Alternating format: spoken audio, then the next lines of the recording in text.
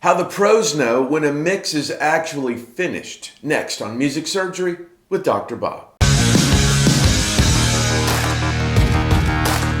So, I've talked to some of my good friends and added some notes on my own to help you know when a mix is actually finished. Some contenders that didn't quite make the list are when the song is available to buy at Walmart, when they pry it from my cold, numb fingers, when I get paid, when I say it is. So, there are many ways to look at this, so let me give you a few good, sound pieces of advice on how to know when to let go. Number one is that you should personally feel like it's ready for the world to hear. You've done everything you can possibly do to make it sound the very best that you're capable of, and that you're proud of your work. This always comes first.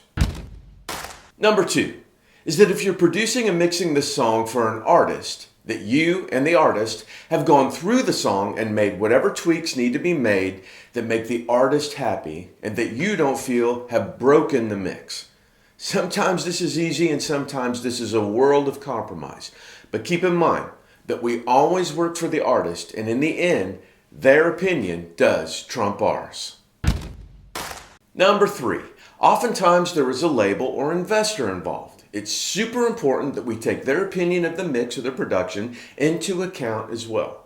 Again, this can be a world of compromise, but remember, they're signing the check. So it's really your job to keep the artist, the label or investor, and yourself pleased with the work.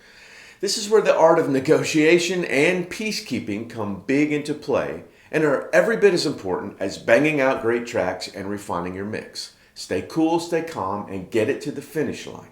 Your reputation and how you treat everyone involved will go as far, if not further, than your work. Number four, know what tweaks in the mix that you stand firm on and have good reasons to back up why. Because of your experience in sitting with the track for many, many hours, you will have found what works and what doesn't work, so be able to vocalize why you're standing firm on some mix moves and production moves and why you're confident that these moves serve the song the best. Number five, many mix tweaks that are suggested to you aren't necessarily better or worse, they're just different. Keep an open mind and try to understand why the artist or label are suggesting these moves. Oftentimes, after making these moves that could be somewhat against your will, you'll grow accustomed to them and they'll be no big deal 5 minutes later. This will also help you in the art of negotiation with the moves that you do stand firm on.